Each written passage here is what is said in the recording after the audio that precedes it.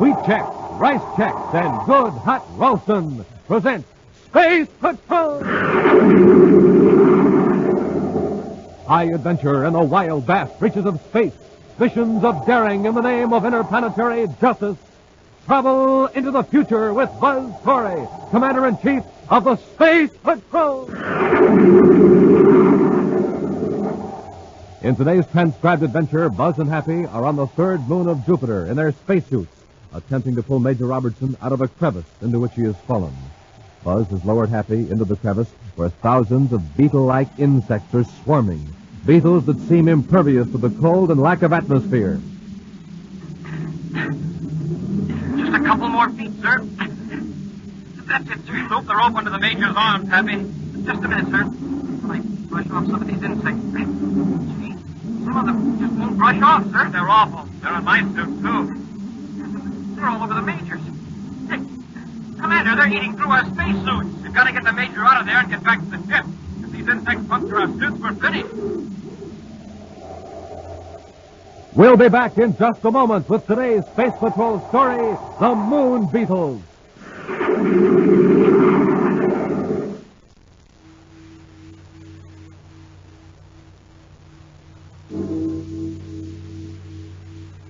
The hour has struck. Yes, today is the last time we can offer you a pair of those wonderful new space binoculars that you can see way off in the distance with. Big 4-power plastic space binoculars. 5 inches wide, 5 inches long. Plenty big and plenty of fun. Gang, you can watch people blocks away, study birds in real tall trees, read signs way off in the distance, spot planes high in the sky, and listen, you wear space binoculars on your head. Yes, sir, a strong elastic band holds them snugly to your eyes, makes you look like a strange man from Mars, leaves your hands absolutely free. Yes, the hour has struck. Today is the last time we can offer you these terrific new Space Patrol space binoculars.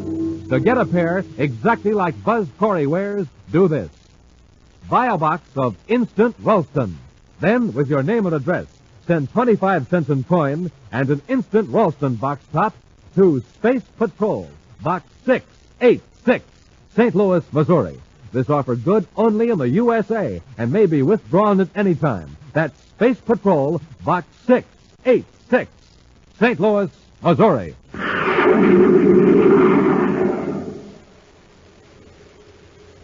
And now, today's Space Patrol story, The Moon Beetles.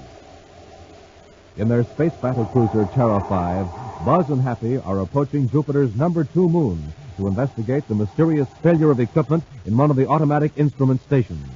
Their viewscope is trained on a surface of a cold, barren, airless satellite as Happy watches for the dome-shaped image of the atmosphere shell to reveal they're nearing the unmanned instrument station. Jupiter's number 2 moon sure is a desolate place. Nothing but craters and mountains, and more craters and mountains. And they all look the same. I don't even recognize any landmarks. And we should have brought Robbie along. He knows most of Jupiter's satellites the way you and I know the Earth's moon. Speaking of Major Robertson, sir, I was a little surprised to find out he was meeting us on Jupiter. Oh? Well, I figured he'd be getting ready for the big day on Terra, on the 3rd of the month. The Interplanetary Medal Award ceremony. I hope we can all be there. We will if we don't run into serious trouble on this instrument failure investigation. But, sir, doesn't the Major have to be there to receive the award? Well, I was under the impression that the name of the person to receive the Interplanetary Medal was kept secret until the day of the ceremony. What makes you think Robbie's going to get it? Well, I heard rumors. Well, personally, I'd like to see Major Robertson get it, too. The final decision is up to the award committee. They aren't going to let the news out ahead of time. We're getting close to the instrument station, Happy. See those 2 cone-shaped peaks at the edge of that broad, shallow crater? Yes, sir. The instrument station is right between those peaks. Well, that's funny. What's that, Commander? The small atmosphere shell should be visible now. Maybe the sunlight's hitting it at the wrong angle. It should still show up on the viewscope. Happy, the shell's gone. Huh? Switch the spacephone receiver to the ultra-high frequency automatic instrument channel and see if any signals are getting out. Yes, sir. Well, this is the right channel, sir. Some of the instruments are still sending, but I can't understand what happened to that atmosphere dome. Maybe a meteor hit it. If it came in at a tangent, it might break the shell without damaging all the instruments. Get our spacesuits, Happy. While I set the ship down, we'll make an on-the-spot check.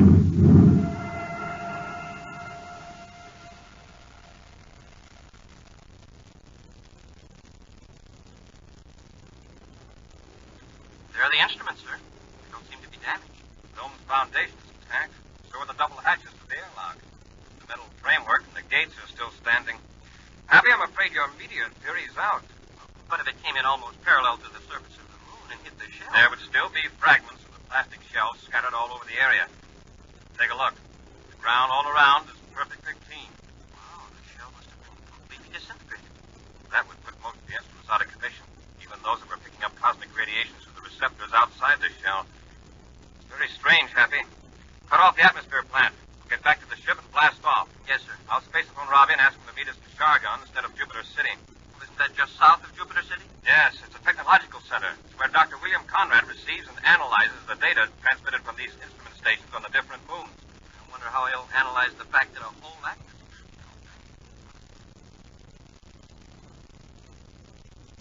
Wait a minute, Commander. Are you saying there weren't even any fragments of the atmosphere shell? That's right, Robbie. The whole thing just disappeared. And none of the instruments were physically damaged? No, Doctor. Some of them stopped transmitting because of the cold. It's really got us puzzled, Dr. Conrad. What do you think could have happened? Well, Happy, I won't even speculate until a thorough investigation is made. Well, at the moment, Doctor, I feel this is a job for the security section. Robbie, get a lab ship and blast off for moon number 2. Yes, sir. Do you want me to go with the Major, Commander? You'll be needed here in Chargon, Doctor. You've got to evaluate the data from the other moon centers. I'll keep in contact with you from number 2 moon and give you any information I can gather. Good. Robbie, I'll leave the investigation in your hands. Happy and I'll go to our temporary quarters and get some rest. I can use a little sleep. I'll call you first thing in the morning, Dr. Conrad. Come on, Happy. Sleep is the next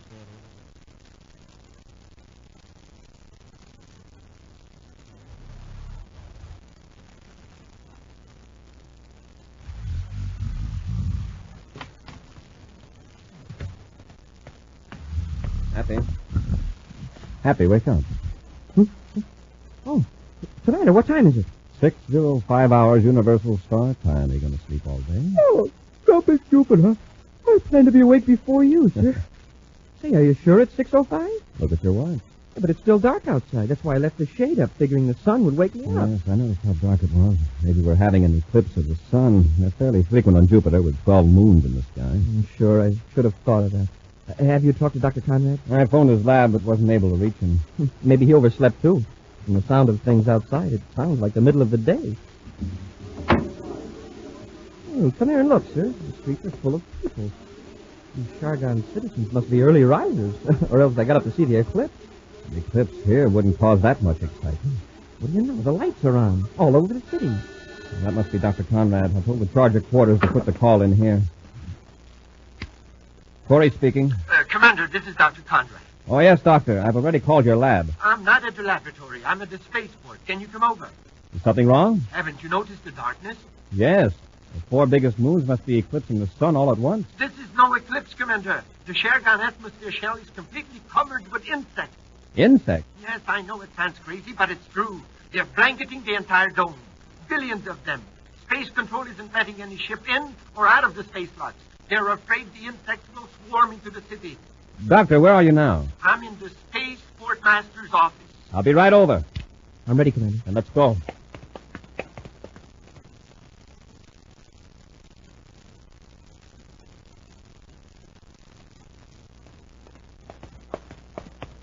Well, here's the office, Captain. Commander, I expected you sooner. I was beginning to get worried. We were tied up in traffic, Doctor. People are running around almost in a panic. Well, I can't say I blame them. It's not exactly reassuring to know you're under a roof of billions of living insects. I didn't think Jupiter had that many insects. Where do they all come from? We don't know. One spaceship came through the logs just at dawn. The pilot said the insects are like a shiny black sea all around the atmosphere dome. I've got a few specimens here, Commander, in these 2 small plastic boxes. Let's have a look at them. Hundreds of insects were drawn through the space lock when the ship entered. That's why Space Control closed the port. Smoke and rockets, look at the size of them. They must be about 2 inches long. They seem to be some sort of beetle. I don't recognize them. Well, I showed them to a friend of mine in the communication section, an amateur entomologist. He says he's never seen anything like them before on any planet. Very strange. Entirely new variety of insects appearing by the billions, and here on Jupiter, of all places. Hey, one of the bugs got loose. He's crawling across the desk. Take the lid off the box, Happy? No, sir. Look, the lid is still on it. Then how did it get out? Listen, what's that? Warning signal. Yellow alert. Yellow alert. Something must be wrong with the city's atmosphere plant. Happy, quickly. Close all the windows airtight. Doctor, cut on the emergency air vents. What could be the matter? That signal means the air outside this building isn't fit to breathe. Check the Polaroid windows. All the windows are closed tight, sir. Airtight. Good. Emergency air vent on, Commander. We're all right for the time being. Yes, Doctor, but those people out in the streets, if they don't get inside a building with emergency air supply, they're in trouble. I'll get it. Quartermaster's office. He isn't here. This is Commander Corey of the Space Patrol. I see. Yes, Captain, your procedure's correct. Right, Corey out. That was the Atmosphere Control Center. The yellow alert was sounded because the detectors registered a high methane gas content in the air. Methane? You mean there's a leak in the atmosphere shell? More than a leak, a serious break. What happened? Look at this plastic box, Doctor. There is a hole in it. Exactly. That beetle ate through the plastic box. And above us, there are billions of insects eating their way through the plastic atmosphere shell.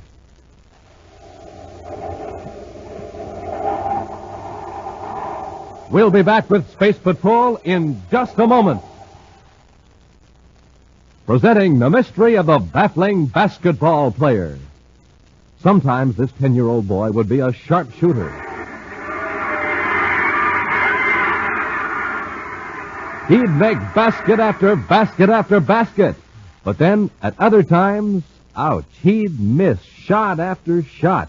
And so it went. Sometimes a shooting star, sometimes a falling star. Here was the trouble. This boy was only getting supercharged now and then. On some mornings, he'd have a power breakfast with rice checks or wheat checks, the super cereals that help to supercharge you. That's when he'd really shoot those baskets. But then, at other times, well, he'd just eat any old breakfast. And that's when they'd call him Fumbler. So, gang, remember, to be a winner every day, you have to get supercharged every day. In other words, enjoy that rice checks and wheat checks in your cupboard all the time, not just some of the time. Make it a rule to do what Buzz Corey does. Eat a power breakfast with rice checks or wheat checks every single day. The bite-sized super cereals that help to supercharge you. Delicious checks.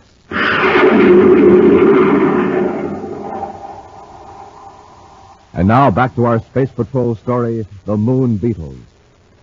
The city of Shargan on the planet Jupiter is perilled by a vast swarm of strange insects that completely cover the atmosphere shell. These beetle-like insects are gnawing through the thick plastic of the transparent dome over the city, and now the air is contaminated with the harmful gases that compose Jupiter's atmosphere. Buzz, Happy, and Dr. William Conrad have rushed to the atmosphere washing plant, while Major Robertson, at the commander's order, is at the spaceport, ready to lead an exterminator's squadron. Happy and the doctor are standing before the giant motors that force the atmosphere through chemical filters and purifiers, waiting for Buzz to return from the office of the chief air control engineer. Oh, the engineers just cut on another auxiliary motor. That's the last one. The plant's working at full capacity. Yeah, but so are those bugs. Oh, here's the commander. Commander, what did the chief engineer say? Oh, it's a losing battle. You just can't build up enough pressure inside the shell to equal the heavy Jupiter atmosphere pressure on the outside. Unless those insects are stopped, pretty soon big chunks of the dome will fall in on the city. They could plunge right through the roof. Well, do you think that DB12X insecticide will kill the bugs, Commander? I don't know. And if I give Robbie the order to take the exterminator squadron outside the shell, that insecticide will contaminate the entire city. You mean it's harmful to human beings? Definitely. But don't you think it's worth the risk, Commander? If the dome collapses... Oh, you're right, Doctor. There's no time to waste. We'll broadcast a warning for everyone to keep off the streets and to seal their doors and windows. Then we'll go back to Space Patrol headquarters, and I'll tell Robbie to take the squadron up.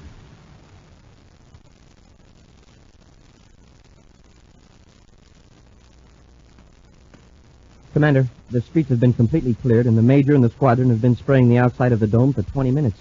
The DB12X ought to be showing some results. If it's going to work. I'll contact Robbie. Commander Corey at Shargan Space Patrol headquarters, calling Major Robertson aboard Space Patrol cruiser J571. Corey to Major Robertson. Robertson here. Go ahead, Commander. Is it working, Robbie? All 8 ships have made 10 passes with the insecticide, Commander. The insects are saturated with the stuff. It doesn't seem to phase them. We've got to find something that's effective and find it quickly. Well, heat might do it. We can get enough ships with atomic flame ejectors and play them over the dome. There aren't any on Jupiter. What about trying ultrasonic vibrations? That's it. That'll do it, Commander. Dr. Conrad, do you know of a lab ship here in Chargon that's got an ultrasonic generator in it? Oh, yes, Commander. There is one at the spaceport. Good. Robbie, order the squadron to return to base, but you stay aloft. Happy, Dr. Conrad and I will get the lab ship and blast off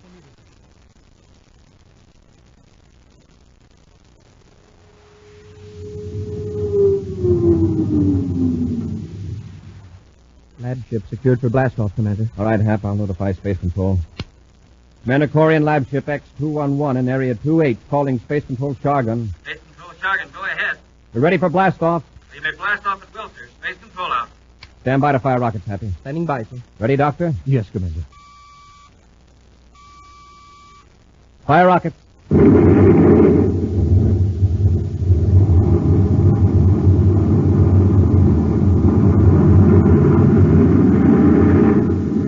Here come the locks, sir.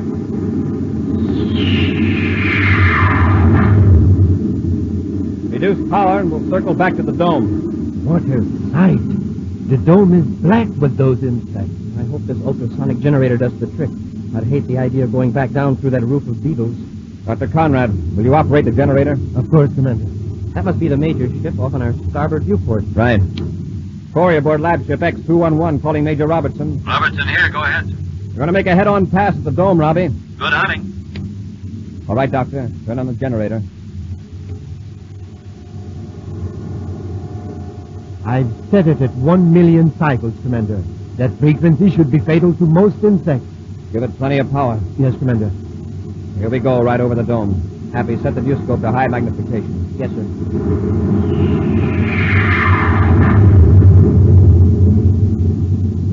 We'll circle back and make another pass. How's the viewscope setting, sir? Fine. You can see the insects quite clearly. They don't seem to be affected by the vibration. Shall I increase the frequency? Oh, wait. Look, they're dropping off the dome. Hey, they sure are.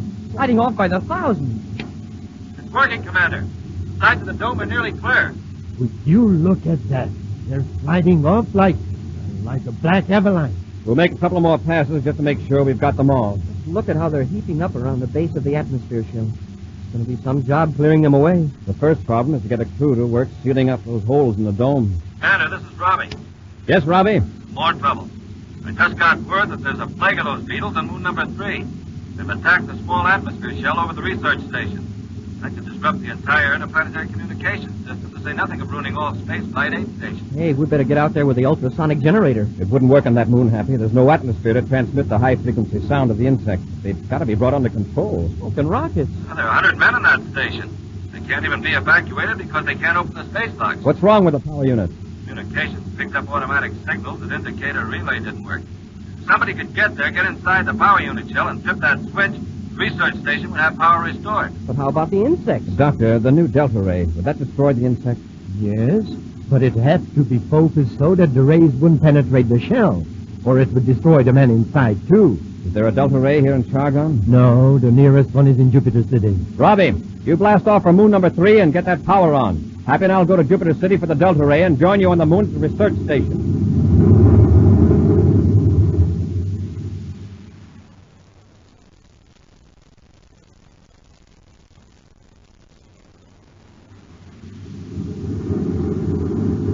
There's the research station, Happy. We'll cut our speed and circle. I'll get the delta ray ready. Now, don't turn it on till I give you the word. Got to be sure of our focusing range. Yes, sir. Wow, look at that dome. Just like the one at Chargon. Covered with beetles. Well, there's Robbie's ship near the dome. One of the majors got the power on yet. I don't think so, or we'd be hearing from him. Just look at those insects all around the station. At least they aren't attacking the power unit dome. Major Robertson calling Commander Corey aboard Terra 5. Major Robertson calling Commander Corey. Corey here. Where are you, Robbie? In a pretty tight spot, Commander. Did you get the delta ray? What's the trouble? I was in my spacesuit walking toward the power unit shell when these confounded beetles attacked me. Rolled all over me. When I beat them off, I fell into a crevice near the power shell and I'm wedged in. We'll land and pull you out. I don't want to rush you, but these insects are eating my spacesuit. I managed to brush them off the plastic face piece, but they're all over me. Any minute now. They're going to puncture the suit. We'll set the ship down right away. Happy, get out our spacesuits and some rope.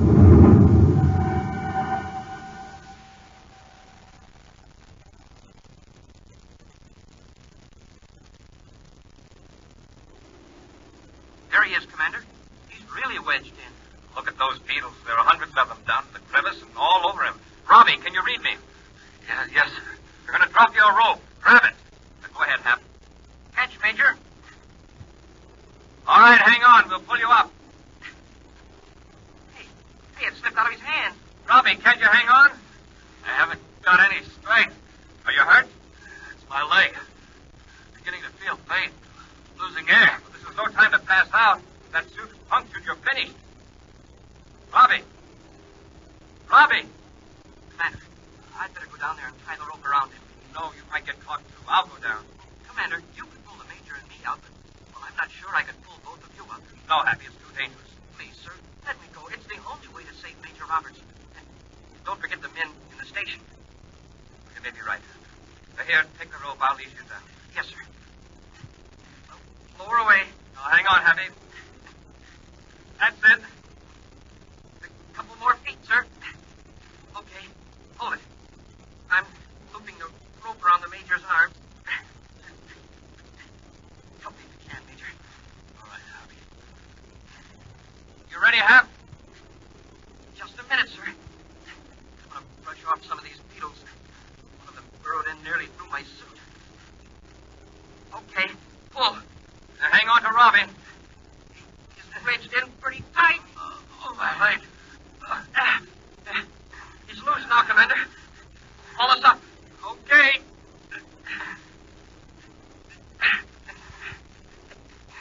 Commander, your face piece. There are beetles swarming all over it. I can't brush them off now. But they'll eat through the plastic. I can't let go of the rope till you and Robbie are out of there. We're nearly to the top. That does it. Better take the Major, sir. He's in pretty bad shape. All right, Hap. Clean off your face piece. A beetle is half buried in it. They're all over you. Yeah, I know. They're all over you, too, sir. Get to the ship quickly. We'll peel out of these spacesuits in the airlock and then turn the delta ray on the research station shell. I guess we'll have to carry the Major, sir. All right, Happy. Come on. You've got to hurry.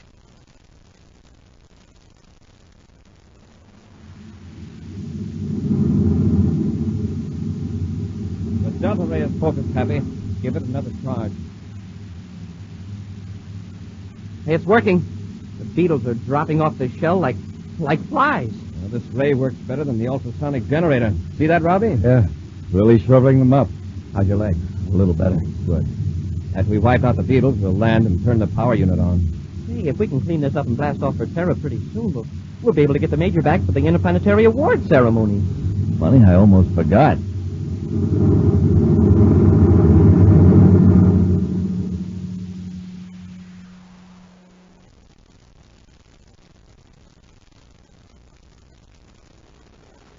Thank you. Thank you very much. Go on up, Major. The commander's ready to give you the medal. Quiet, Happy. The commander's going to speak. Fellow citizens of the United Planets, it's my privilege and honor as last year's recipient of the Interplanetary Award to present this symbol of courage and service to the current winner. It's a special source of pride to me because the award goes to a member of my own space patrol. Major, the commander's looking this way. He wants you to go up.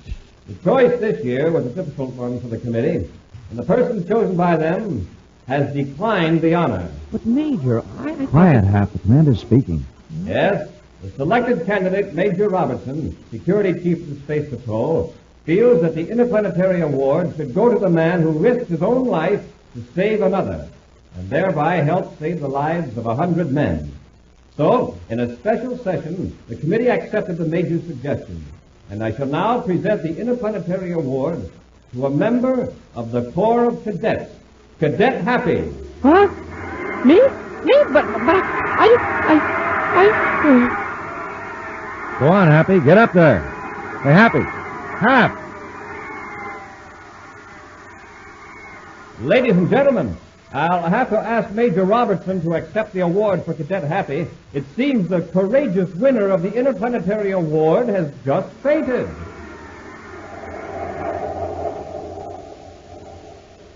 An exciting preview of next week's thrilling Space Patrol adventure in just a moment. But first, gang, here it is. Here's the only way to get a pair of Space Patrol space binoculars. Now, all you do is... Uh-oh. Here's a radio ray from Terra. Boys and girls, this is your commander, and I have a message for you that's so important, I've interrupted Dick Tufeld. Here's my message. Today is positively the last time we can offer you a pair of official space binoculars.